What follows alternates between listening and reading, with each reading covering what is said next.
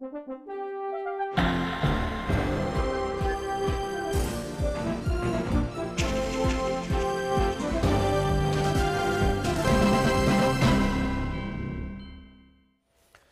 더 뉴스 2부 시작하겠습니다. 먼저 오늘의 주요 뉴스부터 전해드립니다. 어제 강릉 펜션 가스 중독 사고로 병원에 이송된 학생들이 이틀째 치료를 받고 있습니다. 7명 가운데 2명은 의식을 되찾았는데 중독에 따른 합병증 발생 가능성도 있어 안심하기는 이릅니다. 이번 강릉 펜션 사고 원인으로는 냄새도 색깔도 없는 일산화탄소 중독이 가장 의심되고 있습니다. 지난 9월 정부가 야영시설에 경보기 설치를 의무화했지만 펜션은 대상에서 빠져 있었습니다. 정부와 여당은 태안화력발전소 김영균 씨 사망 사고를 계기로 협력업체 노동자의 산업재해를 공공기관 경영평가에 반영하고 이른바 위험의 외주화 방지 법안을 반드시 통과시키도록 노력하기로 했습니다. 하지만 법안 처리 과정을 놓고 여야가 이견을 보이고 있습니다. 3기 신도시로 경기도 남양주와 하남, 인천 계양, 과천이 확정됐습니다. 서울과의 인접성 등을 고려한 것으로 공급되는 주택 물량은 12만 2천 채입니다. 수도권 광역급행철도 조기 착공 등 광역교통망 확대 정비도 진행됩니다. 정부와 여당이 고 김용균 씨 사고와 관련해 협력업체 노동자의 산업재해를 공공기관 경영평가에 반영하고 이른바 죽음의 외주화, 위험의 외주화 방지 법안을 이번 임시국회에서 처리하기로 했습니다. 국회 담당 상임위도 오는 27일 본회의에서 법안 통과를 목표로 본격적인 심사에 나섰습니다. 국회 연결합니다. 우철희 기자. 네, 국회입니다. 네, 늦은 감이 있지만 방침이 나왔다는 건 다행입니다. 당정 협의 내용 전해주시죠. 네, 오늘 오전 더불어민주당과 정부가 김용균 씨 사고와 관련해서 긴급 당정 협의를 가졌습니다. 먼저 민주당과 정부는 현재 국회에 계류된 위험의 외주화 관련법을 반드시 처리하는 데 힘을 쏟기로 했습니다. 산안법의 개정에 있어서 원청의 책임을 확대하고 또 외주화 방지를 위한 여러 가지 도급 제한을 하고 산재 예방을 위한 제재를 강화하는 이런 내용들을 축으로 했습니다. 또 이번 고 김용균 씨 사고로 드러난 허점과 관련해서 협력업체의 산업재해 현황을 공공기관 경영평가에 반영하기로 의견을 모았습니다. 이런 가운데 위험의 외주화 관련 법안의 담당 상임위원회인 국회 환경노동위원회도 오전부터 소위원회를 열어서 법안 심사를 진행하고 있습니다. 여야는 먼저 오는 21일 오전에 공청회를 열어서 전문가 등의 의견을 수렴한 뒤에 그날 오후나 늦어도 24일까지 법안 심사를 마쳐서 27일로 예정된 본회의에서 통과시킨다는 방침입니다. 국민적 관심사가 높고 이쪽 굉장히 좀 산업 안전 관련돼가지고 여러 가지 좀 우려도 많이 있지 않습니까? 그렇기 때문에 3당 대표들께서도 이 부분에 관련돼서는 바로 처리해주지 않겠나 싶습니다. 정치적으로. 네. 여야 대치 상황 보면은 27일 처리가 가능할까 의문이 들긴 합니다. 이 청와대 특감반 의혹을 둘러싼 여야 공방 어떻습니까? 네, 여야의 기싸움이 만만치가 않습니다. 야당은 특히 특별검사 도입까지 언급하면서 비판의 수위를 높이고 있는 상황입니다. 이 특별검사 도입 바른미래당 김관영 원내대표가 한 말인데요. 김태우 수사관의 계속되는 폭로는 점입 가경이고 청와대의 해명은 갈짓자 행보라고 비판을 했습니다. 진상규명이 반드시 필요합니다. 검찰이 수사로 전환했다고 하니 지켜보겠습니다. 검찰 수사가 부진할 경우 이 부분은 특검 도입이 불가피할 수도 있다는 점을 밝혀둡니다. 자유한국당은 어제 청와대 특별감찰반 의혹 진상조사단을 발족했는데 그래서 철저하게 진상을 파헤치겠다고 벼르고 있는 상황입니다. 이 조사단장인 김도읍 의원도 공세에 가세를 했습니다. 특히 청와대가 김태우 수사관의 불법 사찰로 보이는 건 정책 수립을 위한 것이라 괜찮다고 하면서 우윤근 러시아 대사를 들여다본 건 일탈 행위로 간주하고 있다며 이중성을 지적했습니다. 이에 대해 더불어민주당 홍영표 원내대표는 정치 공세라고 일축하고 나섰습니다. 이번 사건의 본질은 김태우 수사관이 자신의 비리와 불법을 은폐하기 위한 허위사실 유포라면서 검찰 수사를 통해 명명백백하게 의혹이 드러날 것이라고 말했습니다. 지금까지 국회에서 YTN 우설입니다. 고 김용균 씨 시민대책위가 오늘 고인의 휴대전화 내용을 공개하기로 했습니다. 휴대전화 속에는 작업 지시 내용이 담긴 SNS 문자와 위험한 작업 환경을 촬영한 동영상이 담겨 있는 것으로 전해졌습니다. 사고 현장에서 고인이 손전등으로 사용하기도 한 이 휴대전화는 경찰이 수사에 필요한 내용을 먼저 확인한 뒤 유족에게 인계했습니다. 정부가 오늘 오전 수도권 3기 신도시 입지를 확정해 발표했습니다. 광역교통망 대책도 같이 나왔습니다. 취재기자 연결합니다. 이하린 기자. 네, 경제부입니다. 네, 어느 지역들이 지정됐습니까? 네, 정부는 오늘 오전 11시 정부 서울청사에서 3기 신도시 지역 4곳을 발표했습니다. 경기도 남양주와 하남, 인천 계양, 그리고 과천으로 확정됐습니다. 4곳 모두 100만 제곱미터 이상 규모입니다. 이들 지역은 모두 서울 경계와의 거리가 2km 정도로 교통 인접성을 고려한 겁니다. 1기 신도시가 서울과의 거리가 5km, 2기가 10km니까 매우 인접한 지역이 선정된 걸 알 수 있습니다. 이들 4곳에서 공급되는 주택 물량은 모두 12만 2천 채에 달합니다. 국토부는 또 국유지와 유휴 군부지 등 중소규모 택지 31곳을 활용해 3만 3천 채 물량의 주택도 공급할 예정입니다. 네, 3기 신도시 건설 이제 어떻게 추진되는 거죠? 네, 국토부는 우선 대규모 택지 조성의 큰 틀을 서울 접근성에 뒀습니다. 그래서 국토부는 이번 3기 신도시 택지를 조성할 때 서울 도심까지 30분 이내 출퇴근 가능한 도시를 만들겠다고 밝혔습니다. 이어서 도시 첨단 산업단지 등을 지정해 기업을 유치하기로 했는데요. 일종의 신도시 자족 기능을 강화해서 지역 내에서 일자리도 만들 수 있도록 하겠다는 겁니다. 동시에 100% 국공립 유치원을 만들어서 아이 키우기 좋은 여건도 조성할 계획입니다. 추진 일정은 우선 내년부터 지구 계획을 수립하고 보상에 착수합니다. 이어 2021년부터 주택 공급을 시작하게 됩니다. 네, 교통대책에는 어떤 내용들이 포함됐습니까?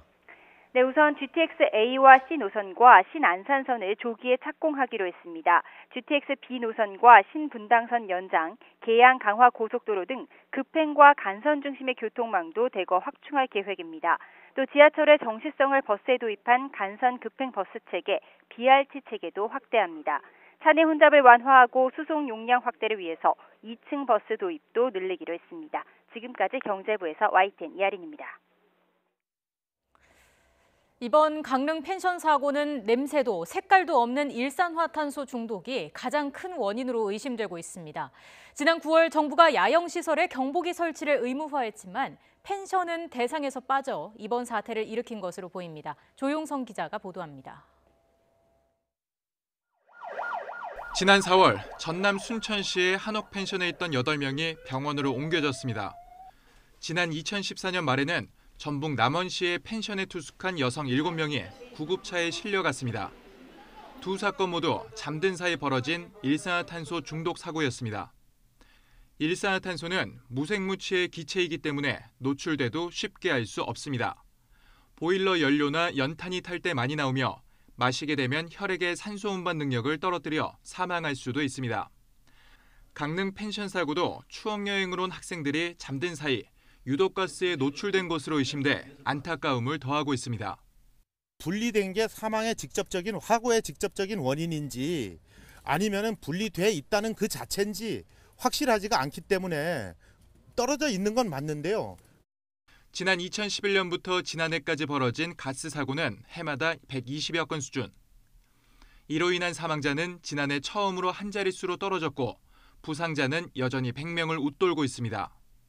특히 지난 9월 정부가 일산화탄소 경보기를 야영시설에 설치하도록 관련 법규를 만들었지만 펜션과 주택은 대상에서 빠졌습니다. 미국과 캐나다 등은 일산화탄소를 치명적인 유독가스로 평가해 2010년부터 경보기 설치를 의무화했습니다. 강릉 펜션 사고가 일산화탄소 중독으로 무게가 실리는 가운데 펜션 경보기 설치 의무도 도마 위에 오를 것으로 보입니다. YTN 조용성입니다. 대성고등학교 3학년 학생들의 펜션 사고 이후 고3 교실에는 비상이 걸렸습니다. 교육당국은 정상 수업을 하라고 으름장을 놨지만 출석 관리 외에는 시간을 보낼 마땅한 방법이 없어 학교는 한숨만 짓고 있습니다. 이재윤 기자입니다. 아직 수업이 끝나지 않았는데 외출증을 끊고 학교를 나선 고3 학생. 선생님 들어오시고 애들 알아서 그냥 자율활동하게 놔두고. 주로 학생들 뭐 해요, 그러면 그 시간에? 핸드폰 하죠. 집에서 입시 원서를 쓰다 10시 넘어서 등교하는 학생도 만났습니다. 딱히 뭐 할 건 없어요. 정해진 게 없기 때문에. 그래서 이 기간은 진짜 할 게 없죠. 조퇴나 지각도 사유를 써내면 체험학습과 마찬가지로 출석이 인정됩니다. 방학만 기다리는 고3 학생들은 교실에서 휴대폰만 보더라도 출결 관리 때문에 학교에 나옵니다. 수업할 이유가 없어진 고3 교실을 어떻게 운영할지는 오래전부터 이어진 학교의 고민입니다. 학생 방치 여부를 전수조사하겠다는 교육부의 으름장에도 할 수 있는 건 없습니다. 고민이 너무 많습니다. 이때가 너무 힘들어서 고3 담임 선생님들도 어려워하고 그 차원에서 억지로 학생들을 모아다 끌어안쳐 놓는다고 해서 해결될 문제도 아니고 해서 11월 수능 이후 학사 관리는 사실상 마비 상태로 시간 때우기라는 비판은 매년 반복됐습니다. 현장에서는 수능 일정을 조정하거나 중학교 때 이루어지는 자유학교제를 수능 이후로 바꾸자는 제안을 내고 있지만 이런 의견도 방치되기는 마찬가지입니다.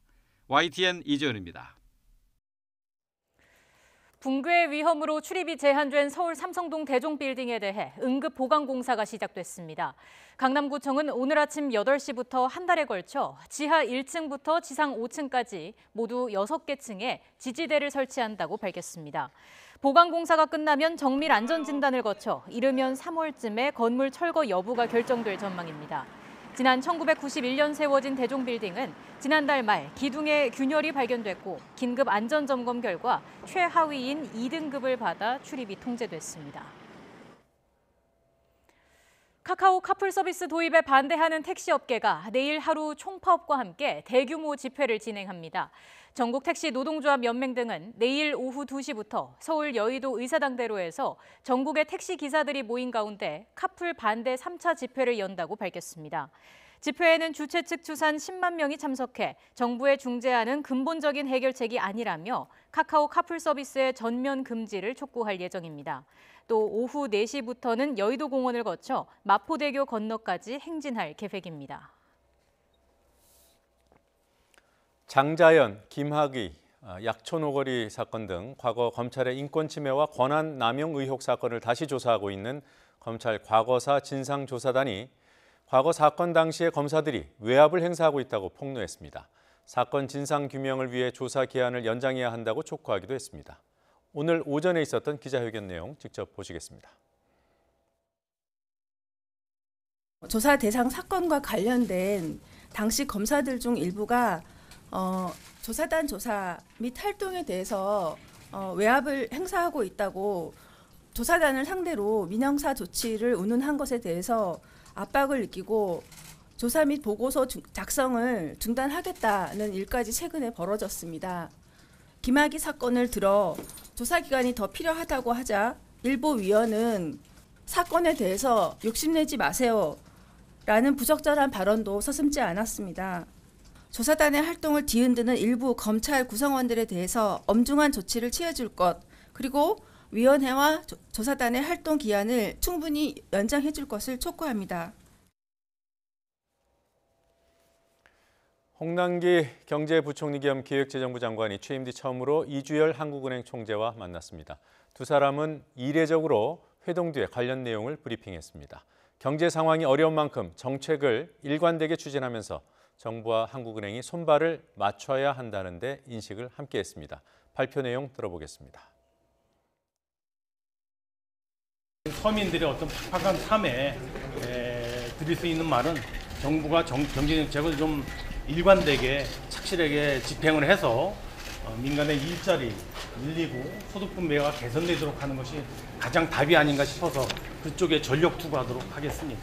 경제에 어려움이 많다고 하는 것에 대해서 서로 인식을 같이 했고, 그러기 위해서는 정부도 그다음에 한국은행도 그런 그 경제의 어떤 그 활력을 높이기 위해서 같이 노력을 해놔야 되겠다고는 다짐을 한 거고요. 내년부터는 고농도 미세먼지가 발생하면 배출가스 5등급 차량의 운행이 제한됩니다. 또 어린이가 많이 가는 시설에 대한 유해물질 관리도 강화됩니다. 환경부의 새해 업무 보고 내용 김장하 기자가 보도합니다. 이틀 후 미세먼지 고농도가 예상되는 경우 하루 전부터 공공부문 차량 이부제 등 예비 저감 조치를 내리고 주간 예보제를 내년 하반기에 시범 운영합니다. 고농도 미세먼지가 발생하면 배출가스 5등급 차량 269만 대의 운행을 제한합니다. 또 석탄 중유 발전소 42기는 80% 수준으로 운전을 조정하게 됩니다. 공공부문 경유차를 2030년까지 퇴출하고 민간 부분에서도 경유차를 저공해차에서 제외하는 등 클린 디젤 정책을 폐기합니다. 친환경차 의무 판매제 도입 검토 등을 통해 2022년까지 전기차 43만 대 등 친환경차 보급을 54만 5천 대로 늘려나갈 계획입니다. 문재인 대통령은 이런 노력에도 불구하고 국민의 인식과 비판을 엄중하게 받아들여야 한다고 강조했습니다.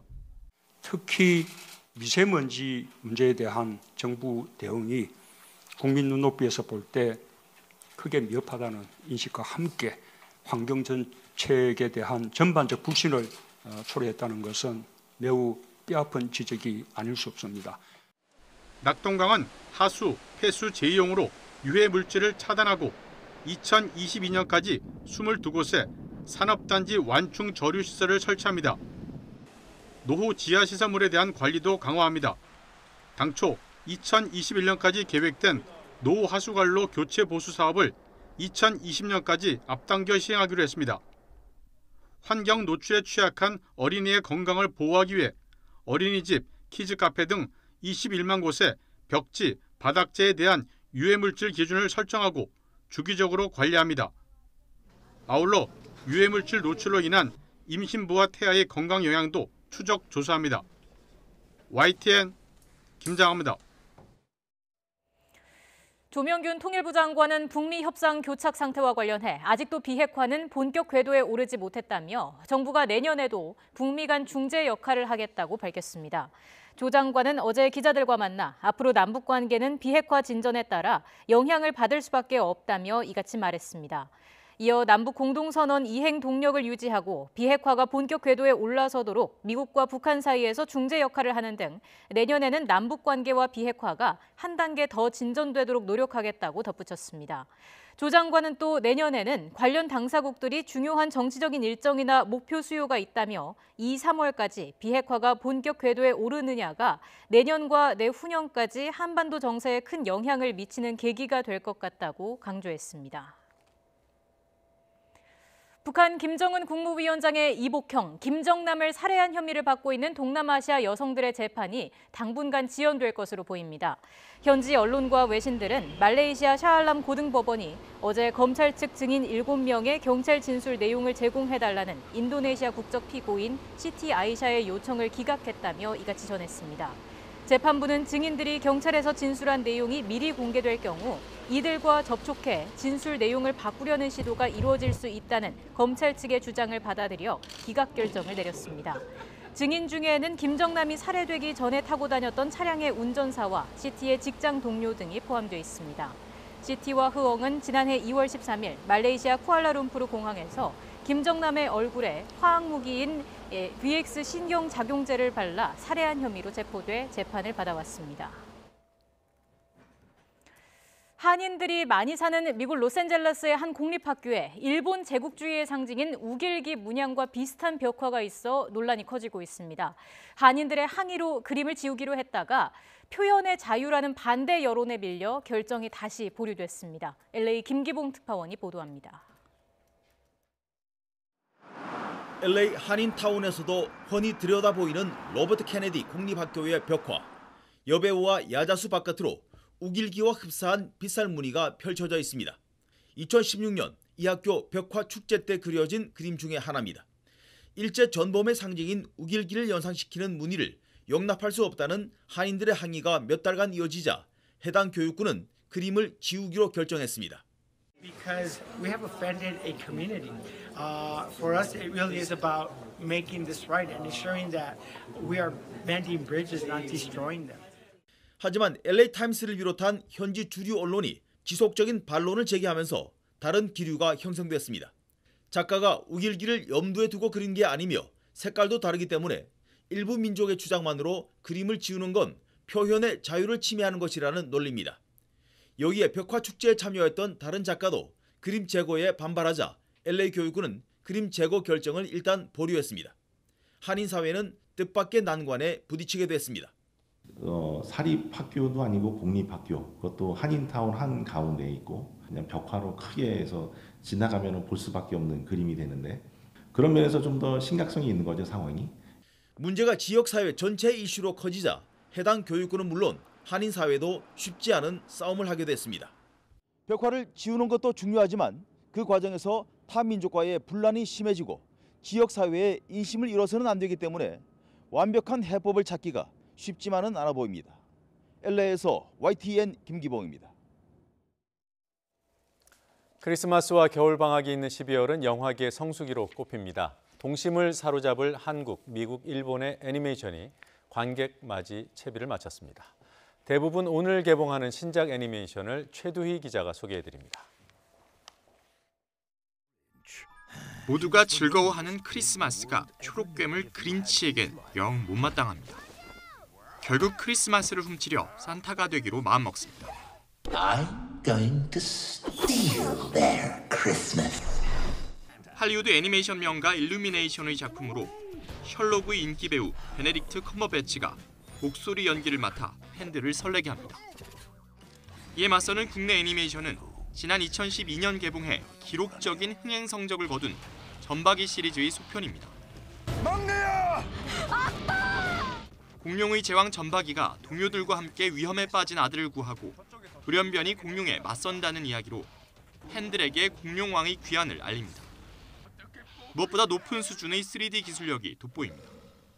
물과 불뿐만 아니고 한국에서 시도해보지 않은 용암까지 한 아주 굉장히 어려운 특수효과 영역들을 갖고 있고 저희가 그런 것들을 성취했다는 것들에 대한 자부감도 아주 강하게 가지고 있습니다.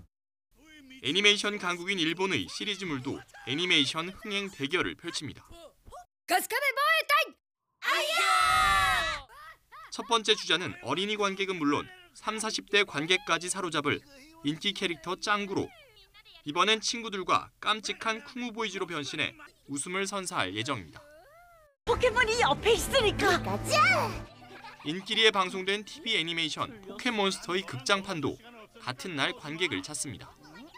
지우와 피카츄가 새로운 친구들과 함께 바람이 사라져버릴 위기에 처한 바람 축제를 구하려는 모험을 그렸습니다. 여기에 꼬마 말의 유쾌한 루돌프 도전기를 그린 애니메이션 엘리엇과 산타 썰매단 등 다양한 애니메이션이 관객들을 행복한 고민에 빠지게 합니다. YTN 최두입니다. 빨간 조끼에 나비 넥타이를 목에 메고 카메라 앞에 앉은 홍준표 전 대표. 예고했던 대로 어제부터 유튜브 방송 TV 홍카콜라를 시작했는데 첫 방송은 어떤 내용이었을까요? 잠시 보시겠습니다. 노무현 정권 시절에 참 자살한 분이 많았습니다. 결국 가서는 본인도 자살을 했습니다. 이 정권 들어와서 자살한 사람이 벌써 4명이나 돼요. 근데 특이하게도 이 정권은 자기 편이라고 생각하는 사람은 자살하면 훈장까지 줍니다. 네, 첫 방송 포문을 극단적 선택이라는 자극적인 소재로 연 홍 전 대표. 모두 7개의 짤막한 영상을 올렸습니다. 또 나의 현실 정치 복귀를 두려워하는 집단이 있다고 큰 소리를 쳤습니다. 현실 정치에 복귀하는 것을 비난하는 집단이 민주당, 바른미래당, 정의당 이 사람들입니다. 나는 그 이해가 안 되는 게 남의 당에서 어떤 특정인이 복귀하든 말든 민주당이나 정의당은 제가 겁이 나겠죠. 프라하에서 생긴 일. 딱 보기만 해도 귀가 솔깃할 만한 제목을 달고 문재인 대통령의 체코 방문과 관련해서도 의혹을 제기했습니다.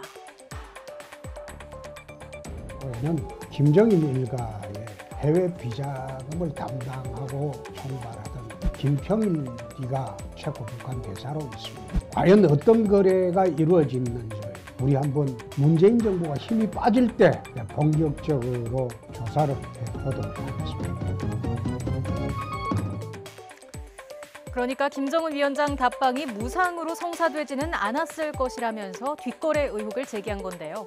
글쎄요, 아니면 말고식의 음모론이다. 역시 막말 수준이다. 뭐 이런저런 논란 속에 어쨌든 TV 홍카콜라 구독자 수는 오늘 4만 명을 넘어섰습니다.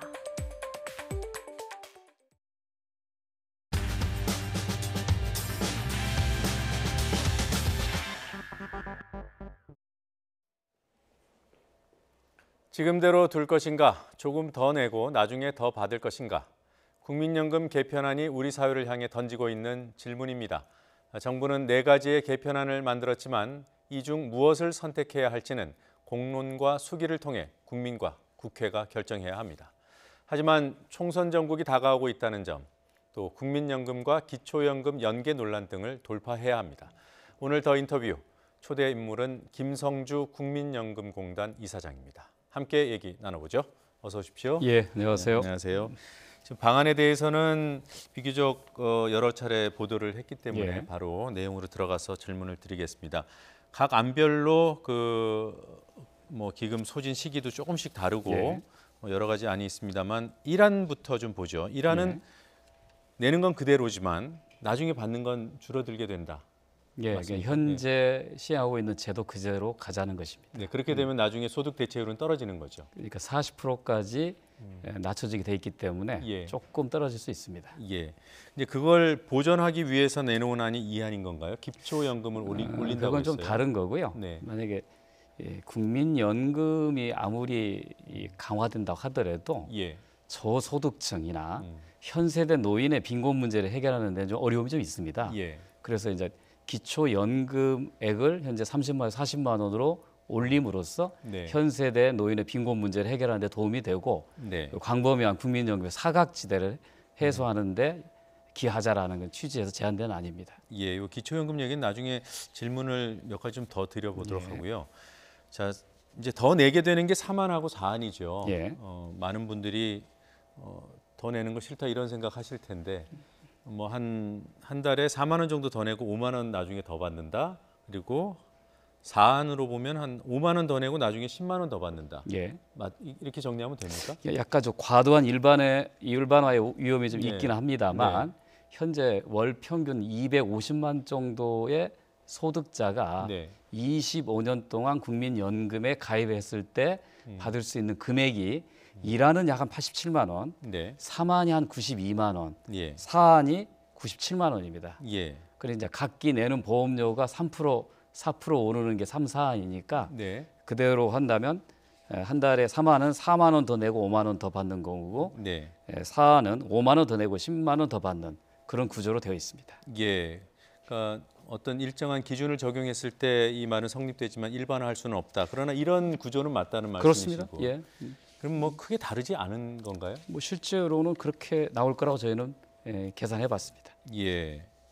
그러면 뭐 한 달에 4만 원 더 내고 5만 원 나중에 받을 바에야 만 원 좀 더 내고 나중에 5만 원 더 받는 게 낫지 않습니까? 그러니까 10만 원 더 받는 게. 예, 이제 국민들 입장에서는 그게 좋은 거지만 네. 이제 그렇게 했을 경우에 이제 기금 소진되는 시점부터 보면 네. 그 누적된 그 기금의 그 적자액이 더 크나기 때문에 커지기 때문에 선택하기 어려운 또 고민도 있을 겁니다. 그럼 4만과 4안의 소진 시기가 많이 차이 나나요? 1년 차이입니다. 예. 그러니까 4만으로 하면은 1년을 늘릴 수 있는 3안으로 거죠. 하면 2063년이고 4안으로 했을 때는 2062년이니까 소진 시기에 큰 차이는 없습니다. 그것도 별 차이가 없고요. 예. 이렇게 3안과 4안을 보면 크게 안 달라 보이는데 왜 이렇게 굳이 나누셨을까? 이런 의문이 들긴 합니다.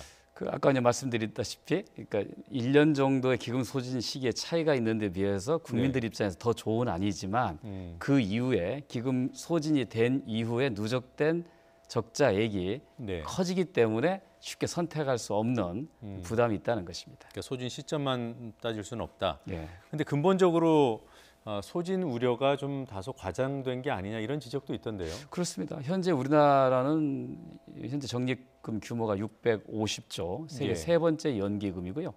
그 기금의 규모는 40년 동안 국민들에게 지급할 수 있을 정도의 양을 보유하고 있거든요. 네. 이렇게 많은 기금을 갖고 있는 나라가 없습니다. 대개 뭐 유럽의 경우에는 1, 2개월 내지는 1, 2년 정도의 기금을 보유하고 있지만 네. 그 국민들이 연금을 못 받을 건가에 대한 걱정 전혀 하지 않거든요. 우리는 40년 동안 안정된 기금을 쌓아놓고도 기금 소진에 대한 불안과 공포에 시달리는 것은 너무 과장된 측면이 있습니다.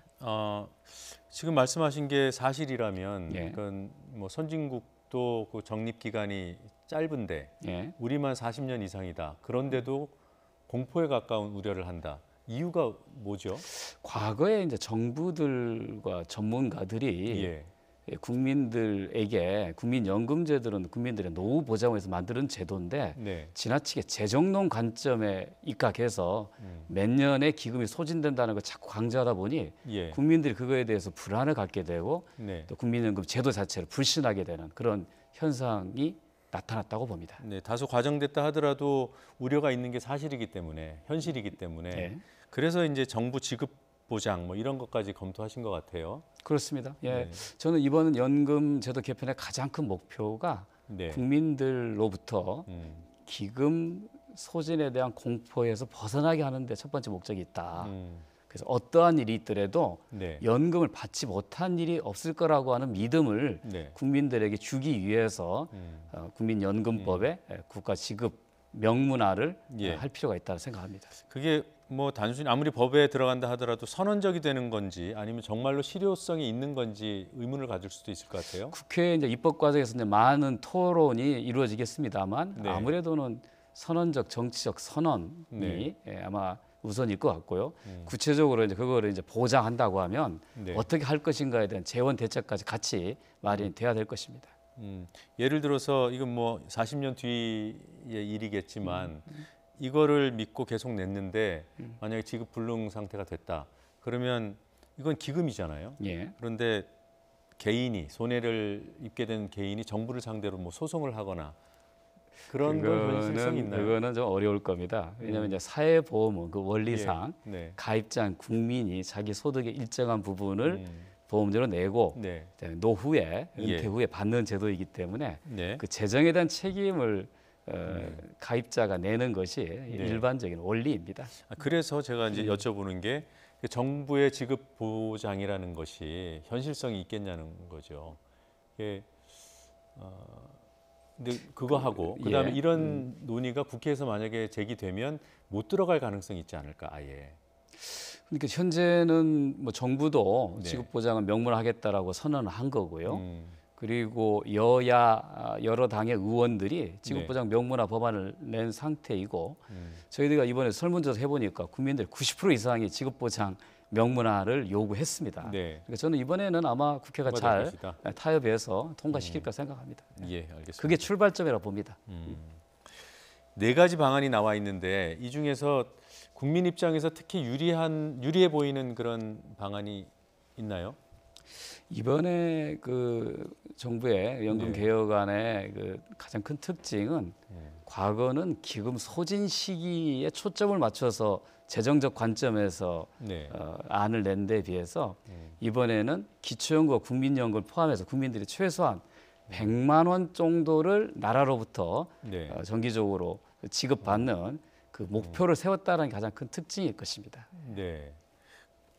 그러면 지금 기초연금 말씀하신 거 보면 이 안을 조금 더 추천하시는 건가요? 아니 뭐 그렇지는 않습니다. 뭐 예. 제일 좋은 거 국민들 입장에서는 어쨌든 간에 나라가 운영하는 기초연금과 국민연금만으로도 어느 정도 네. 노후 생활이 가능한 것을 바라는 거고 네. 또 문재인 정부도 그런 목표를 세웠기 때문에 예. 잘 사회적인 논의와 국회에서 입법 과정을 통해서 예. 이루어진다면 우리 국민들이 더 이상 노후 불안 없는 그런 사회에서 살 수 있게 될 것이라고 기대하는 것입니다. 예, 이 기초연금 인상은 이제 세금이 투여되는 부분이어서 다시 좀 여쭤봐야 될 것 같은데 정치권에서는 그럼에도 불구하고 이 기초연금 인상이 포함된 이 안을 선호할 것이다. 뭐 이런 얘기가 들려요. 혹시 들어보셨습니까? 그런 일부에서 뭐 그런 추측을 합니다만 네. 저는 뭐 반드시 그렇다고 보지는 않고요. 네. 이번에는 어쨌든 간에 국민연금의 제도 개선 시기이니까 네. 국민연금 제도는 제도도 개선하고 네. 또 필요한 현 세대 노인의 노빈곤을 해소하기 위해서 기초연금과 같은 예. 조세를 기반으로 한 연금 제도를 어떻게 강화할 것인가는 동시에 또는 별도로 논의되는 게 맞다고 봅니다. 그러면 이 기초연금 인상이 기금으로 운영되는 국민연금 개편안과 동시에 발표됐잖아요. 예. 그래서 이게 두 개를 연계시킨다 이런 논란도 있을 수 있고요. 예. 왜 세금을 투여해서 국민연금의 불안감을 해소하려고 하냐 이런 지적도 있을 수 있어요. 그거는 좀 초점이 좀 어긋난 거고요. 네. 두 개를 연계시킨다고 하는 것은 네. 하나는 조세 기반으로 나라가 운영하는 기초연금과 네. 소득 비례 형태의 사회보험인 국민연금 두 개를 합쳐서 공적연금이라 하는데 예. 그 두 개를 합쳐서 최소 100만 원을 보장하자는 목표를 세웠다는 것이고요. 네. 그러니까 받는 국민들 입장에서는 두 개가 연계돼 있는 거고 네. 국가가 제도를 운영한다는 측면에서는 또 연관 있는 거지만 두 개는 전혀 다른 기반 아래서 운용되고 있기 때문에 두 개를 반드시 이어붙여서 어떻게 연계해서 하겠다고 하는 것은 반드시 맞는 판단은 아닙니다. 그러니까 연계라고 하면 만약에 기초연금이 올라가면 뭐 국민연금이 떨어지고 국민연금이 올라가면 그런 연계 감액 제도에 대해서는 뭐 정부의 이견이 있습니다만 예. 저는 그거는 좀 바람직하지 않다고 생각합니다. 네, 그런 식의 연계는 예. 바람직하지 않다. 알겠습니다. 뭐 이것도 앞서 얘기했던 것과 일맥상통하는데요. 그 기금 고갈 우려, 이제 나아가서 부담을 미래 세대한테 떠넘기고 있다. 예. 이런 이제 인식이 꽤 넓은 것 같아요. 이런 우려들 당연히 아셨을 거고, 예, 그렇습니다. 예. 반영하려고 노력하셨을 것 같아요. 예. 미래 세대의 부담이 가중될 것이다. 뭐 그런 우려는 충분히 있을 수 있는 건데요. 사회보장제도라고 하는 것은 사실은 세대 간 연대에 의해서 성립하는 제도거든요. 네. 지금 현재의 세대는 아마 몇십 년 후가 되면 부모에 대한 부양 책임보다 상당히 좀 자유로울 것입니다. 네. 지금 저희 세대는 우리 노후도 책임져야 되고 부모의 노후에 대해서 어느 정도 부양의 의무가 있는데 국민연금제도와 기초연금제도가 충분히 성숙되면 굳이 자식이 부모의 노후를 책임지거나 용돈을 드려야 될 필요가 없어질지도 모릅니다. 네. 그럼 전체 부담 측면에서 보면 보험료 부담이 설사 오른다고 하더라도 전체 부담 측면에서 보면 공평할 것이라고 저희는 그렇게 예측합니다. 예. 자, 그리고 또 하나 여쭤보고 싶은 게 이 공공보험 사각지대에 있는 분들이 꽤 많잖아요. 비정규직 노동자들, 또 저소득층, 또 프리랜서들도 요즘 많고요. 이런 분들을 위한 방안도 혹시 고려가 되고 있습니까? 그렇습니다. 이제 연금 제도가 주로 이제 그 회사에 근무하고 있는 근로자들이 일차적인 수혜자가 되고 자영자들은 상당히 조금 이제 불리한 측면이 있습니다. 보험료 납부를 전액 본인이 부담해야 되니까. 그래서 이번 계획안의 가장 큰 특징 중에 하나도 실직이라든가 소득이 상실된 자영자들에 대한 보험료 지원을 처음으로 입안했다고 하는 것이 가장 큰 의미가 있을 것입니다. 그 내용도 들어가 있다. 그렇습니다. 예, 굉장히 좀 잘 주목받지 못했는데 약 한 350만 명 정도의 자영자가 그 혜택의 대상이 될 것입니다. 예. 자, 이런 내용들 결국 뭐 아무리 안이 좋아도 꿰어야 하는 건데 어떤 절차를 거쳐서 입법화될까요? 일단은 이제 정부 안이 이제 만들어졌고요. 이게 이제 국무회의를 통과하고 난 다음에 12월 말에 국회에 제출하게 될 거예요. 그러면 이제 국회가 이거를 어떻게 다룰 것인지 좀 판단이 좀 필요하고요. 이게 모든 입법은 정부는 안은 제출할 수 있지만 최종적인 결정인 대기구인 입법기관이 국회에서 하거든요. 그래서 국회가 이 안에 대해서 충분히 좀 다뤄지기를 바라고 또 그 과정에서 국민들이 참여할 수 있도록 보장해야 되고요. 또 이해 당사자라고 할 수 있는 노와 사, 자영자들이 현재 경사노위에 연금 특위에 참여하고 있기 때문에 가장 바람직한 방법은 얼마를 내고 얼마를 받을까에 대한 가장 중요한 부분을 연금 특위, 경사노위 내 연금 특위에서 합의해 준다면 국회 입법 과정은 훨씬 더 수월할 것입니다. 예, 국무회의에서 그러면 심의 의결할 때도 복수안으로 의결이 되는 건가요? 아마 그렇게 될 거라고 봅니다. 그러면 국회 제출 뒤에 경사노위로 넘어가는 건 아니고 이제 제일 좋은 거는 지난번 2015년 공무원 연금 예. 개혁 과정처럼 국회가 특위를 만들어서 운영하면서 네. 이해 당사자인 사회적인 타협 기구를 만들어서 운영했던 투트랙 그 운영 사례를 참고해서 이번에 예. 반드시 국민연금 제도 개편에 성공했으면 하는 그런 바람입니다. 예, 알겠습니다. 시간이 한 1분 정도 남았는데요. 뭐 당부하시고 싶은 말씀 있으면 짧게 좀 부탁드립니다. 예, 아마 이번이 정말 좋은 시기인 것 같습니다. 과거의 연금 개혁 과정은 정부가 지나치게 재정농 관점에서만 치우쳐서 네. 국민들한테 기금 소진에 대한 불안을 자꾸 떠넘기는 그런 이유 때문에 연금 개혁을 쉽게 받아들일 수 없었습니다. 이번에는 국민들의 노후 소득 보장도 좀 강화하고 예. 재정 안정화도 기할 수 있는 좋은 안들이 좀 만들어진 상태이기 때문에 국민들이 광범위한 이 내용들을 이해하고 토론하고 국회는 좀 책임 있게 입법화해서 국민들이 노후 불안 없이 살 수 있도록 하는 그런 계기가 되었으면 하는 그런 바람입니다. 예, 뭐 다른 거 몰라도 기금 우려가 정말로 과장돼 있다면 그걸 해소하는 데 좀 앞장서 주시기 바랍니다. 예, 그렇게 하겠습니다. 네, 예. 고맙습니다. 예, 감사합니다.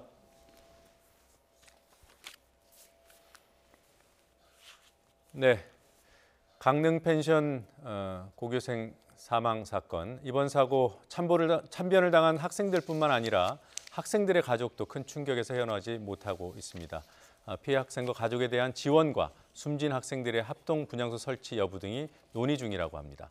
사고 대책본부장인 김한근 강릉시장이 조금 전 사고 수습 대책에 대해 브리핑을 시작했습니다. 현장 연결합니다. 회의 이후에 또 변동된 사항들 하겠습니다. 의료와 관련된 환자 치료와 관련된 사항은 2시에 병원에서 담당 의사 선생님께서 브리핑을 했기 때문에 생략하도록 하겠습니다. 지금 검사 지위가 사망자에 대한 지위가 이제 떨어졌고요. 부검은 안 하는 걸로 하고 유족들에게 인계하는 걸로 했습니다. 그래서 지금 유족들과 지금 접촉을 하고 있고요. 이제 향후 서울로 이송을 하기를 하는지 또는 이후의 절차에 대해서는 협의가 완료된 유족들 분들의 의견을 들어서 이송 계획은 우리 소방본부하고 협의를 해서 가장 신속하게 만약에 이송이 된다면 가장 신속하게 이송하는 방법은 금일 중이라도 협의를 하겠습니다. 필요한 이송되는 것은 아마 이제 헬기로도 갈 수 있을 거고 또 차량으로 오는데 어느 것을 원하는지 그것도 유족분들 의견을 들어서 하겠습니다. 이후에 서울의 이제 분향소 설치나 또 이런 부분은 서울시교육청 또 대성고등학교, 서울대성고등학교와 협의를 해서 하고 있습니다.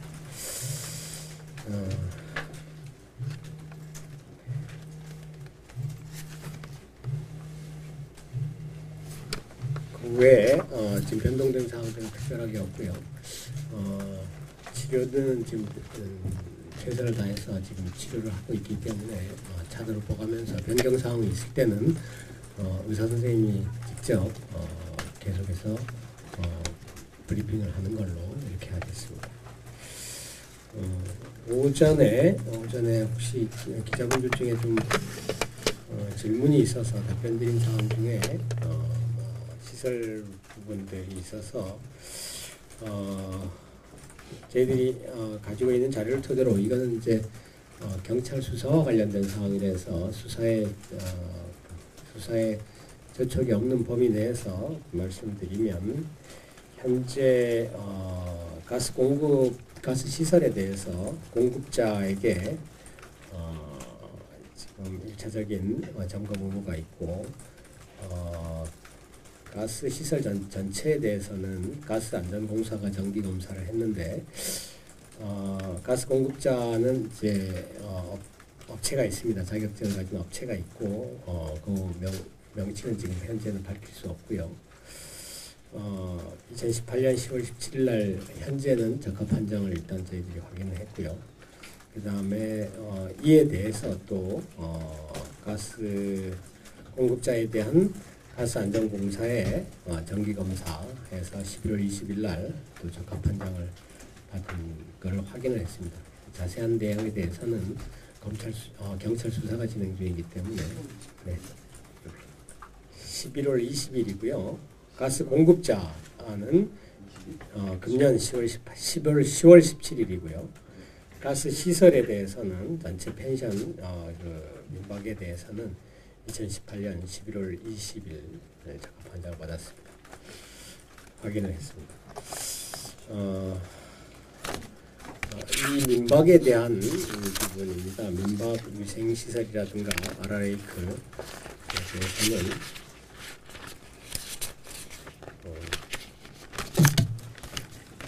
시장님 공부 자료들 갖고 계세요.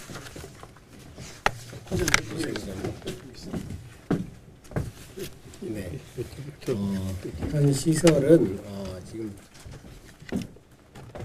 현재 소유자 언론에 많이 보도된 것 같이 금년 7월 24일 날부터 신규 민박을 농어촌 민박으로 등록을 했고요. 그 이전부터 2014년부터 농어촌 민박으로 등록이 되어서 4번에 걸쳐서 지금 사업자가 바뀌었습니다. 계속해서 정기 점검과 관련해서는 하절기, 동절기 2회를 주기적으로 점검을 해서 점검 사항에 대해서는 문제가 없는 것으로 파악을 했었습니다. 아시다시피 농어촌 민박에 대해서는 230제곱미터 미만이니까 그 사항에 대해서 이상이 없었던 거고요. 준공 당시 230제곱미터를 기준을 지켰는지 그것에 대해서는 기준에 적합한 것으로 했고, 또 농어촌 민박이 이제 소방 관련 소화기 또 화재 경보기는 단독 화재 경보용 감지기 거기에 대해서는 각각 다 구비를 방에서는 한 거 있고 가스 경보기에 대해서는 별도의 규정이 없기 때문에 점검 대상이 아닌 것으로 의무사항이 아닌 것으로 되어 있습니다. 그 외에 또 식품 위생도 위생시설, 냉장시설이라든가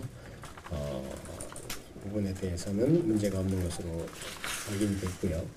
그 다음에 수도 관련한 요 3가지인데요. 소방, 위생, 수도 이 부분에 대해서는 이상이 없는 것으로 정기점검을 했고, 정기점검을 한 번도 누락된 적은 한 번도 없었습니다. 2014년 이후 정기검사를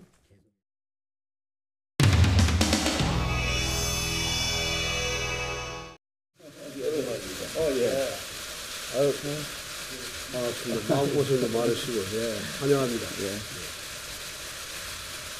그동안에 제가 한 2년 동안 당을 떠나서 함께하지 못했는데 앞으로 제가 밀린 숙제를 열심히 하는 그런 마음으로 열심히 하겠습니다.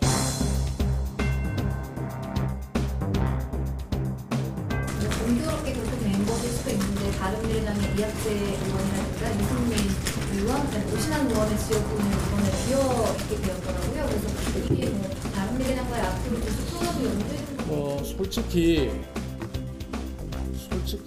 나는 지금 이학재 의원만 해도 이학재 인천인 거는 아는데 인천에 어느 분지를 내가 잘 모르고 있거든. 그러니까 내가 원내에 그 구역이 비었는지 안 비었는지조차도 제가 지금 모르고 있다는 이야기예요. 관련해서 이학재 의원님 내일 탈당하고 복당하신다는데 어떤 견해를 좀 갖고 계세요? 그렇게 들으셨어요? 네, 어떤 견해를 좀 갖고 계세요? 그렇게 들으셨어요? 다 이미 뭐 본인께서 말씀하신 분이 그럼 오늘 좀 나한테 연락이 오시겠네?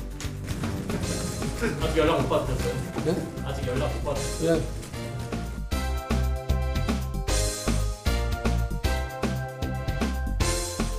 과연 탄핵에 대한 입장이 바뀐 것인지, 탄핵에 대해서 반성문을 쓰고 돌아가는 것에 대해서는 명확한 입장을 표명해야 된다고 생각합니다. 뭐 저리 신호변을 주고도 안 하는 거지.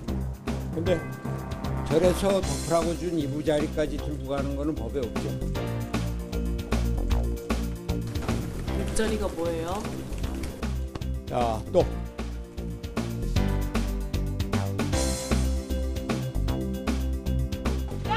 사상은 장부람이냐 왜 먹지 않고 있어? 먹지 않고 정부 이장님 내려라!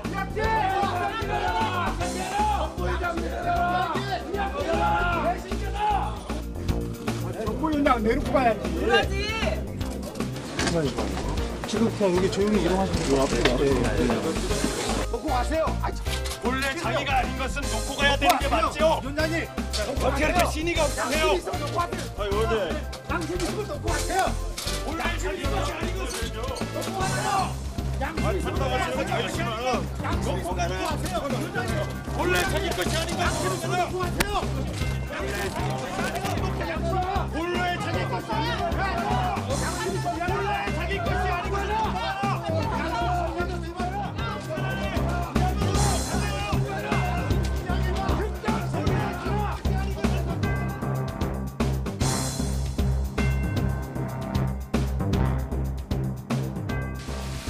당을 떠나서 함께하지 못했는데 앞으로 제가 밀린 숙제를 열심히 하는 그런 마음으로 열심히 하겠습니다. 하여튼 잘해 주십시오. 우리 저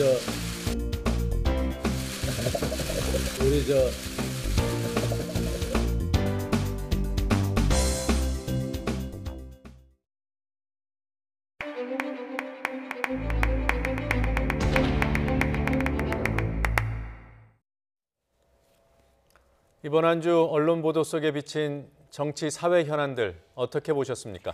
사안별로 시비를 가리기보다는 편을 갈라서 접근하는 이른바 프레임 보도는 없었는지 살펴보고 그것이 정치 현상, 그 현상을 바라보는 우리의 시각과 어떻게 얽혀 있는지 짚어보겠습니다.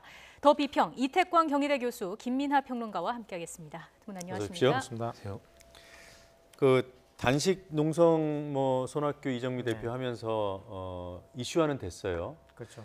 근데 관련 보도도 늘었을 거고요. 이 보도들 보시면서 특별한 양상이 보이던가요?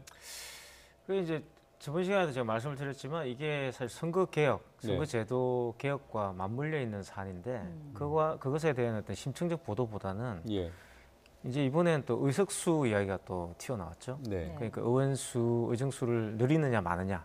또 이게 또 이슈화 돼가지고 지금 한국당 같은 경우는 지금 늘리면 안 된다라고 이야기를 하고 있는 것이고. 사실 또 이게 비례대표 문제가 이제 제기되면 의정수가 늘어날 수밖에 없습니다. 그러니까 의원수를 또 늘리는 것이 바람직하죠, 그러니까 대의제의 확대라는 차원에서 봤을 때는.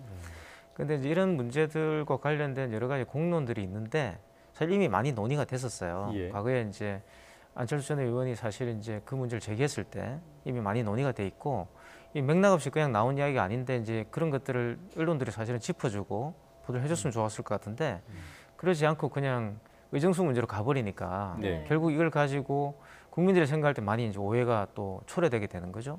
그러니까 결국 의원들이 이 제도를 만들어 가지고 자기들 배를 풀리려고 하는 거 아니냐, 뭐 이런 이야기가 나와버리는 거예요. 그러니까 좀 물타기가 이루어지고 있는 거죠. 그런 그 정치적인 목적도 있지 않을까요?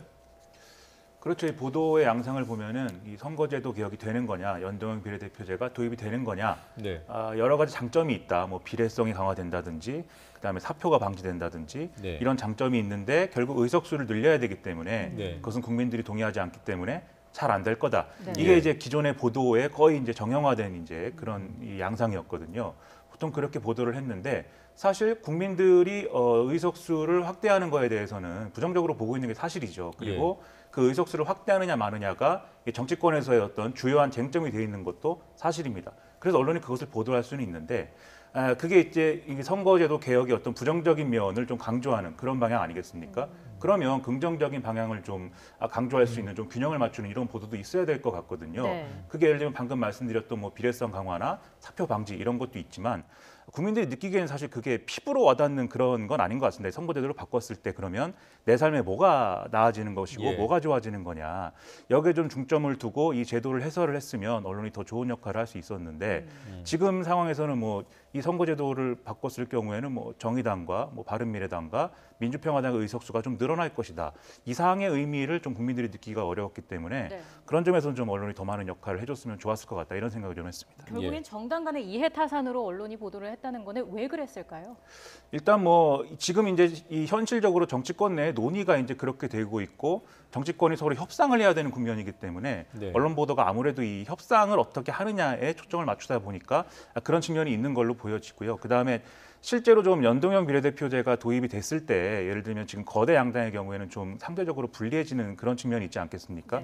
그래서 아무래도 그 점에 있어서 언론들이 좀 소수 정당, 군소 정당 내지는 뭐 이런 작은 정치 세력들의 좀 편을 드는 듯한 그런 모습을 보이는 걸 좀 지향하는 그런 의도도 있지 않겠는가 저는 이제 그런 느낌도 좀 받았습니다. 그러니까 작은 정당의 편을 안 든다. 좀 뭐 이 작은 정당들의 뭐 크기에 비하면 뭐 좀 편을 더 많이 들어줬다라고 항변할 수도 있겠지만 이 선거 제도의 어떤 핵심적인 어떤 그런 것들을 봤을 때는 좀 부족하지 않았나 이런 생각이 좀 듭니다. 예, 그 단식 보도에 대해서 일부 그 정치인들은 너무 크게 보도해준다 이런 지적도 사실 있었어요. 그런데 그게 본질을 건드리지 않으면 결국 그 야3당들을 뭐라고 할까 이해의 실리 계산만 하는 정당으로 비추게 한다 이런 지적이신 거죠. 그렇습니다. 결국 자기들의 어떤 밥그릇을 위해서 단식을 하고 있는 거 아니냐 사람들이 이제 이렇게 볼 수가 있는데 거기에 나름대로 이제 자기 논리와 자기들이 그렇게 할 수밖에 없는 이유가 그런 어떤 이해관계 이외의 것들이 있는 거거든요. 좀 그런 것들을 잘 짚어줬으면 좋았을 것 같습니다. 조금 전에 우리 이 교수님 말씀하실 때 그 비례대표 연동형을 도입하게 되면 의석이 늘 수밖에 없다고 말씀하셨어요. 그러나 국민 여론은 냉랭하고요. 국민 여론을 또 그대로 짚어주면 또 이런 개혁에 또 뭐라고 할까요? 좀 걸림돌이 될 수도 있는 어떻게 해결해야 되는 겁니까? 결국 이제 그런 보도가 이제 프레임과 관련이 있다고 볼 수 있는데요. 그러니까 그 말씀하신 것처럼 국민 여론이라는 것이 그 의석수를 늘리는 데 대해서 부정적인 또 이유가 나름대로 이유가 있습니다. 그러니까 그만큼 이제 또 대의제에 대한 불신이라든가 한국 사회가 지금까지 정치인들이 말 그대로 당선만 되면 뭐 지역구 문제라 이런 데 대해서 굉장히 소홀해진다든가 결국 중앙 정치에 몰입하게 되고 결국 일신의 어떤 그런 영달을 누리는 것처럼 보이게 되고 뭐 이런 실질적인 어떤 그런 경험적인 내용들이 있는 거죠. 그래서 국민들은 의석수를 늘려가지고 결국 또 정치인들의 어떤 그런 기득권을 강화시켜 준 거 아니냐. 또 이 나름대로 논리 그 의미가 있는 것이죠. 그런 식의 어떤 합리적인 이유가 있는 것이고, 하지만 이제 궁극적으로는 그러한 어떤 내용들을 조정할 필요가 있는 것이죠. 그 조정하는 것도 저는 정치라고 생각하는데 그 조정의 역할들이 그냥 정치인들이 열심히 합의한다고 해서 조정이 되는 게 아니라는 거예요. 그러니까 그것을 조정하기 위해서는 여러 가지 공론장이 있어야 되는 것이고 언론이 그 공론장의 역할을 해줘야 되는데 언론이 지금까지 보면은 그런 기득권의 어떤 쉽게 말하면 기성 정당들의 어떤 이해관계에만 매몰되어 있다는 거죠. 그리고 그런 어떤 매몰되어 있는 것들을 자기들 나름대로 또 정당성, 언론의 정당성이라고 말할 수가 있을 건데 그런 프레임을 만들어가지고 이제 그러한 국민들의 어떤 합리적인 어떤 의혹들 또는 의심들 이런 것들을 자기들의 어떤 프레임 속으로 프레임을 강화하는 방향으로 사용하게 되는 거죠. 이런 것들이 사실은 좀 이제 저는 문제가 있다고 생각하는 거죠. 그러니까 뭐 이걸 단순히 중립 보도 이런 문제가 아니라 기본적으로 공론이라고 한다면 전체적으로 정치가 더 좋은 방향으로 나아갈 수 있는 이제 그러한 사항에 대한 어떤 합의들이 있어야 된다는 거예요. 적어도 이 사안에 특히나 이제 의원수 정수 확대 문제와 관련해서는 국민의 그런 반대 여론도 짚어주고, 그러나 또 왜 늘려야 하는지도 설득을 해야 되는 것이죠. 그런 역할들을 해줘야 되는 거죠. 자, 주제를 좀 바꾸겠습니다. 나경원 한국당 원내대표가 언론에 대해서 한마디 했어요. 네, 좀 얘기 듣고 진행하겠습니다.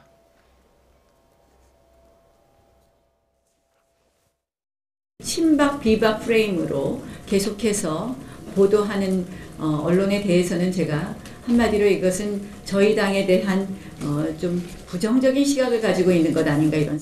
우리끼리 편가르고 서로 하는 행위는 자해행위다 했는데 최근에 공개적으로 방송에 나가서 이러한 부분을 말씀하시면서 인터뷰하신 의원님이 계십니다.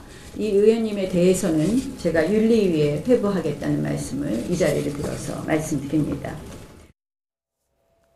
네, 뭐 친박 비박으로 가르면 반한국당이다 뭐 이런 건데 이후에 언론 반응이 있었습니까? 뭐 크게 바뀐 것 같지는 않아요. 그러니까 뭐 친박 비박이라는 것 자체가 언론이 보도하기 정말 좋은 먹잇감이잖아요. 그러니까 뭐 누가 이제 누구의 지지를 받아가지고 한국당 내에서 어떻게 이제 변화가 일어날 것인가 이런 걸 예측하는 것이 지금까지의 기본적인 정치 비평이라는 생각이 드는데 네. 예. 사실 그 뭐 나경원 그 대표 입장에서는 굉장히 곤혹스럽겠죠. 그러니까 일단 기본적으로 자기는 친박이 아니었는데 친박의 지지를 받고 이제 일단 원내대표가 됐기 때문에 거기서 오는 어떤 부담감들 그리고 이제 거기에서 또 반대파들이 주로 이제 이 나경원 대표를 향해서 이렇게 제기하는 그런 비판들에 대한 어떤 합리적인 또 방어책을 만들어야 되니까 이렇게 이제 말씀을 하시는 것 같아요. 친박 지지 받은 게 아니랍니다. 그렇죠. 결국은 이제 그게 통합화 쉽게 네. 말하면 이제 한국당을 다시 통합하기 위한 그 친박 비박이라는 어떤 개파로 이 문제를 보지 말아라 이렇게 이야기하는데 네. 저는 그 취지에는 상당히 공감을 합니다. 그러니까 그렇게 그래요? 보면 안 되는 거죠, 사실은. 개파를 없애고 말 그대로 본인들이 원하는 그런 통합 정치를 하겠다고 그러는데 하지만 이제 사실 또 언론들 입장에서는 이것을 계속 친박 비박으로 나눠가지고 네. 그 안에 내부의 어떤 그런 세력 관계를 또 보여주고 싶은 게 있는 것 같아요. 그래서 이게 사실은 프레임이죠, 그러니까 이걸 이제 벗어나는 좀 더 큰 의미에서 한국당 이번 통합을 어떻게 바라봐야 될 것인가. 네. 그리고 기존의 그런 개파를 초월해서 한국당이 지향하고자 하는 뭐가 뭔가 보수의 재건인가 그러면 그 보수의 재건의 내용이 무엇인가 이런 것들이 굉장히 궁금하죠. 근데 그런 보도들은 나오지 않는다는 거죠. 그런데 언론 입장에서 한국당의 친박 비박 뭐 통합을 지지하거나 그럴 이유가 없을 것 같고요. 그리고 나경원 원내대표가 친박의 지지를 받아서 당선이 됐다 이런 분석이 뭐 가능한 거 아니겠습니까? 그렇죠. 사실 이제 친박 비박 외에 사실 뭐 지금 얘기한 복당파 수당파 이것도 예. 원래 친박 비박이라고 언론이 부르는 것에 대해서 본인들이 그게 잘못됐다. 네. 친박은 없다. 해체했다. 뭐 이렇게 얘기를 하면서 우리를 저 뭐 어떤 뭐 이 당을 지킨 사람들로 불러달라 이렇게 되면서 이제 명명이 그렇게 된 거거든요. 네. 그런데 사실 언론이 이 사람들의 어떤 저 그룹을 지어 있는 요 개파를 보도하기 위해서 쓸 말이 사실 없습니다. 예를 들면 명확한 가치와 노선에 입각해서 자기들이 어떤 저 개파를 형성했다고 하면 네. 예를 들면 뭐 좌파, 우파, 뭐 중도파 이렇게 이름을 노선의 이름을 붙여서 이제 얘기를 할 수가 있겠는데 뭐 그런 거 아니거든요. 지금 예를 들어서 저 바른미래당에 있다가 복당한 이학재 의원 같은 경우에는 예. 과거에 저 박근혜 전 대통령이 그 전 대표라는 이름으로 불릴 때 그때 이제 뭐 비서실장이다 이러면서 친박 주요 인사로 분류됐던 사람 아닙니까? 예. 그런 탄핵 때는 뭐 바른미래당 가고 지금은 다시 돌아오고 그리고 또 뭐 이런 식으로 과거에는 친박, 오늘은 비박 또는 과거엔 비박, 오늘은 친박 이런 일들이 너무 많으니까 예. 사실 지금 상황에서 이렇게 모여 있는데 이 사람들을 그럼 뭐라고 부를 거냐 이게 이제 미궁에 빠질 수밖에 없는 거죠. 그래서 그나마 가장 그 정체성을 확실히 얘기할 수 있는 용어가 친박하고 비박이 아닐까라고 예. 이제 기자들이 생각해서 자꾸 쓰게 되는 것이거든요. 네. 그래서 사실은 근본적인 이 정치에 문제가 있고 이거를 보도하는 언론에 이제 좀 한계가 있는 것 같습니다. 예. 근데 여하튼 간에 나경원 의원은 언론을 향해서 친박 비박 좀 쓰지 말아달라고 요청을 했는데 먹히진 않았다고. 사실 그렇죠. 그러니까 금방 이제 지적하신 것처럼 네. 내용이 없어요. 그러니까 그게 뭐 다른 어떤 친박 비박이 아닌 다른 네. 어떤 네이밍을 할 만한 네. 내용이 지금 나오지 않았지 않습니까? 그런 내용을 만들어내시면 자연스럽게 그렇게 불러드릴 것 같고요. 하지 말라가 아니라 대안을 네, 달라. 대안을 제시하는 쪽이 저는 더 낫다고 저는 생각하죠. 예. 맞습니다. 이제 또 다음 주제로 한번 넘어가 보도록 하겠습니다. 아마 이번 주에 가장 보도량이 많은 내용이 아니지 않을까 이런 생각이 드는데 청와대 특감반 관련 보도였습니다. 아직은 이슈가 좀 확장되고 있는 단계일 네네. 텐데 지금 언론 상태 어떻습니까? 지금 이제 또 보도도 보시면은 진실 공방이라고 돼 있어요. 아예 그냥 네. 이제 그것이 진실이냐 아니냐 이렇게 올려놔 버렸죠, 그죠? 네. 사실 이제 청와대 측에서는 개인의 일탈이다 이렇게 이야기를 하고 있는데 사실 제가 볼 때는 그 개인의 일탈이라는 어떤 측면들이 조금 지금까지는 여러 가지 면에서 좀 긍정적으로 보이는 것 같은데 또 이것을 이제 진실 공방으로 가버리면 더 많은 이야기들을 이제 기다리는 입장이 돼버리게 되죠. 네. 그러면 뭔가 또 이제 하나씩 지금 하루에 한 개씩 지금 내놓고 계신데 내일은 또 뭘 내놓을까라고 생각하게 되는 거예요. 그러면 한국에서 가장 좋은 말이 결국은 그런 어떤 사안들을 뭉뚱그려서 네. 흐리게 만들 수 있는 좋은 방법이 바로 진실 공방입니다. 뭐든지 네. 진실 공방으로 가버리면 아주 길게 갈 수 있어요. 그 예. 문제를 가지고. 그래서 결국 그 진실 공방을 제기하신 분들이 유리하도록 이렇게 언론 환경이 조성돼 있기 때문에 예. 지금도 상당히 이 문제가 청와대를 곤혹스럽게 할 것 같고 결국 근데 남는 것은 뭘까라고 생각해 본다면 저는 크게 뭐 과연 뭘 남길 수 있을지는 잘 모르겠습니다. 그러니까. 그 언론사별로 논조가 확연히 갈리죠. 어떻던가요?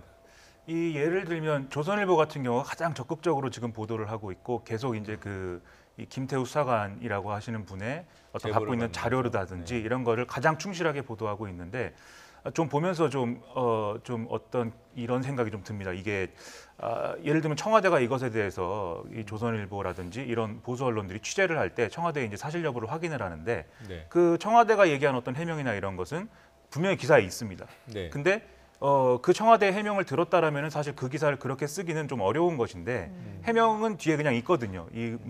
해명은 뒤에 그냥 있고 그대로 이제 김태우 수사관의 주장을 사실은 그대로 받아서 쓰고 있는 이런 양상인데 저는 이게 지금 말씀하신 대로 진실 공방이 돼 있고 의혹이 돼 있기 때문에 저는 진실을 가리는 것은 대단히 중요하고 필요하다라고 봅니다. 근데 그 결론이 예를 들어서 좀 이게 만약에 정말로 청와대가 뭐 민간인을 사찰하고 뭐 이런 청와대 감찰반이 부적절한 권한을 막 행사한 것이라면 그렇게 하지 않을 수 있는 대안을 좀 같이 제시하면서 좀 생산적인 논의를 이끌어 가야 되는 거 아니겠습니까? 예를 들면 지금 정치권에서 논의되고 있는 공수처라든지 이런 걸 설치해서 청와대 감찰 권한을 좀 축소하고 없애든지 축소하든지 그리고 공수처로 실질적으로 하자 뭐 이렇게 가는 좀 생산적인 보도로 가는 게 우리 모두에게 좀 도움이 되는 이런 공론 형성의 언론의 어떤 역할일 텐데 그게 아니라 대본에 나온 얘기가 과거 정부의 그 문건 유출 사건 정윤회 씨와 비선 실세다 뭐 이렇게 나온 그 문건 유출 사태랑 같다 이렇게 지금 보도를 하고 사설을 쓰고 이렇게 접근을 하고 있는 거거든요. 그 보도의 그런 핵심 내용은 뭐냐면 이게 우리 속담에 이제 그 똥 묻은 개가 겨 묻은 개 나무란다 이 얘기를 하고 있는 것이죠. 지금 정부가 굉장히 자기들이 뭐 적폐청산을 한다고 하고 굉장히 올바른 정치적인 어떤 그런 태도를 갖고 있다고 얘기하지만 사실은 나쁜 사람들이다 이 얘기를 하고 있는 거죠. 그러면 문재인 정부도 나쁘고 박근혜 이명박 정부도 나쁘고 다 나쁘니까 그럼 앞으로 우리는 다 나쁜 정부를 가지고 살자는 것일까요? 그렇게 얘기해서는 안 되는 거 아니겠습니까? 좀 이런 보도를 하되 논조를 가지더라도 좀 생산적인 방향으로 이제 이끌어갔으면 좋겠다 이런 아쉬움이 좀 남습니다. 예, 지금 사찰 논란으로 비화돼 있고요. 그래서 지금 말씀하신 대로 일각에서는 민간인 사찰 문제로 그렇게 공격을 해대더니 지금 정부도 하고 있는 거 아니냐 뭐 이런 문제 제기예요. 심지어 그러니까 조국 민정수석을 지금 우병우 전 민정수석에 좀 비유하는 그런 이야기들 많이 나오고 있죠. 지금 드러나 있는 어떤 팩트를 봤을 때 그 사안을 봤을 때 이것이 민간인 사찰에 해당하냐 안 하냐를 떠나서 그 사안의 성격은 어떻습니까? 그 사안의 성격은 사실 다룰 만한 주제는 맞다고 저는 생각을 해요. 그러니까 언론이라는 것은 사실 국민의 알 권리를 지킨다는 측면에서 청와대와 관련된 그런 권력 감시 기능은 충분히 있죠. 그런데 이것이 너무 남용되었을 경우에는 금방 이제 그 김평론가도 지적했지만 결국은 모든 정치는 나쁜 사람들이고 모든 정부는 나쁘다고 했을 때 결국 득을 보는 사람 누굴까요? 그 나쁜 것을 계속 팔아서 이득을 올리는 사람들이에요. 그러니까 콘텐츠를 만들어내는 사람들. 계속 다 나쁘니까. 나쁜 어떤 선정적인 것들을 계속 보여주면 되는 거죠. 근데 그것이 과연 공론의 역할일까 했을 때는 저는 굉장히 이제 무의미한 어떤 그런 소모전이 될 가능성이 크다고 생각하는 거고요.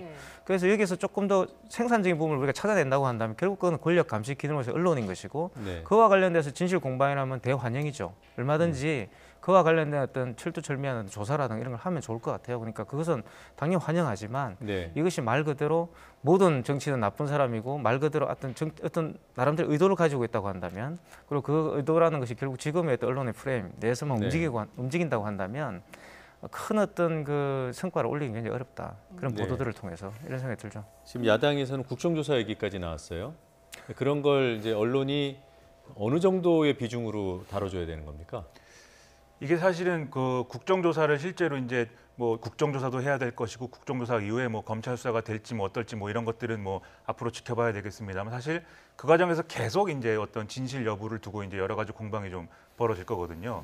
그래서 앞으로 어떤 의미에서 계속 이런 보도의 양상이 이어지면 계속 이제 뭐 신문의 일면 내지는 정치면의 가장 높은 자리에 이 사건이 계속 이제 올라와 있을 가능성이 큰데 이게 사실은 지금 얘기가 되고 있는 어떤 청와대가 했다는 민간인 사찰의 내용이 사실 과거에 어떤 과거 정부들이 했던 어떤 민간인 사찰이라든지 또는 아주 먼 옛날에 뭐 독재 정권이 했던 그런 민간인 사찰하고는 사실 그 정도의 차이가 분명히 있는 겁니다. 예를 들면 실제로 가상화폐 논란이 뭐 일어난 것에 대해서 뭐 참여정부 관계자들을 뭐 사찰한 것이다라고 지금 김태우 수사관이 주장을 하고 그 자료를 내놓고 있는데 기억하실지 모르겠지만 그 가상화폐가 상당히 그 문제가 될 당시에 예를 들면 금융감독원에서 국무조정실에 파견된 사람이 뭐 자기 가상화폐 투자를 했는데 정부가 어떤 그 대책을 내놓기 전에 팔아서 자기가 뭐 뉴스가 이득을 됐죠. 얻고 뭐 이런 일이 있었다 이런 얘기까지 나오고 상당히 큰 이슈가 됐었던 것이잖아요.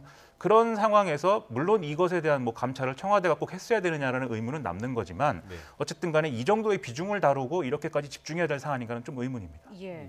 앞서 교수님께서 말씀해 주신 알 권리가 남용됐을 경우 이 부분과 관련해서 다음 주제 좀 짤막하게 짚어보도록 하겠습니다. 고교생 사망 사고 저희가 계속해서 전해드리고 있는데 언론이 희생된 학생들의 영역으로 좀 무례하게 들어간다 이런 지적이 있습니다. 이 부분은 어떻게 언론에 적용됐습니까? 이미 지금 SNS에 지금 올라왔는데요. 이미 이제 지금 그 해당 고등학교 학생들이 전화를 이제 받고 또 졸업생들까지도 심지어는 이제 기자들이 컨택을 해가지고 어떻게 생각하는 식으로 이렇게 취재 요청을 했다고 그러더라고요.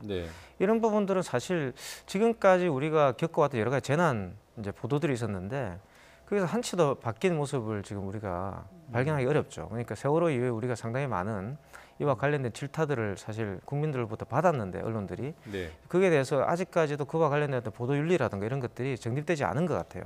그 사실 제일 중요한 것은 지금 그 해당 숙소 펜션이 농어촌 민박으로 이렇게 설정되어 있었다고 지금 나왔지 않습니까?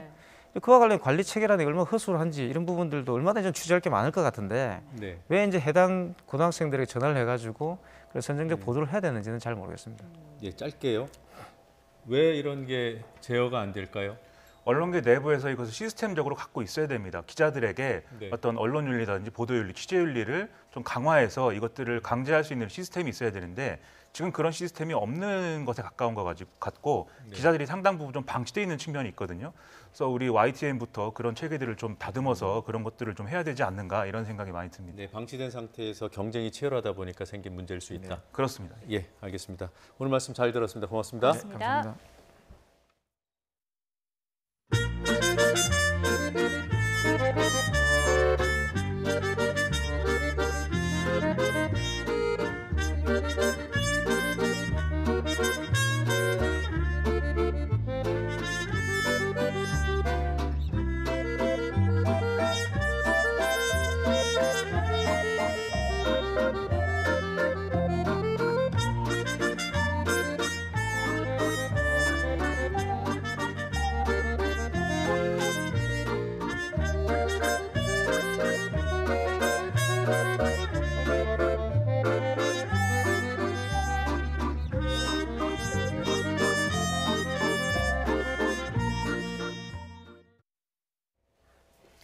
퇴근길 초미세먼지 비상입니다.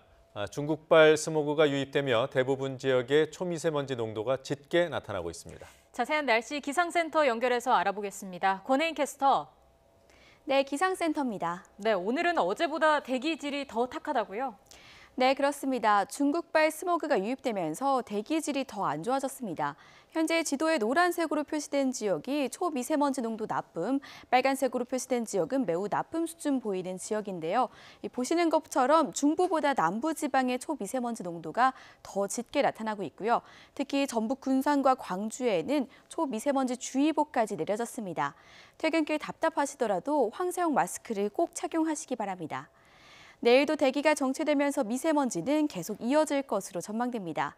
내일도 먼지로 뿌연 하늘이 이어지겠고요. 남부지방은 흐린 가운데 남해안과 제주도에는 새벽부터 오후 사이 5에서 20mm의 비가 가끔 내리겠습니다.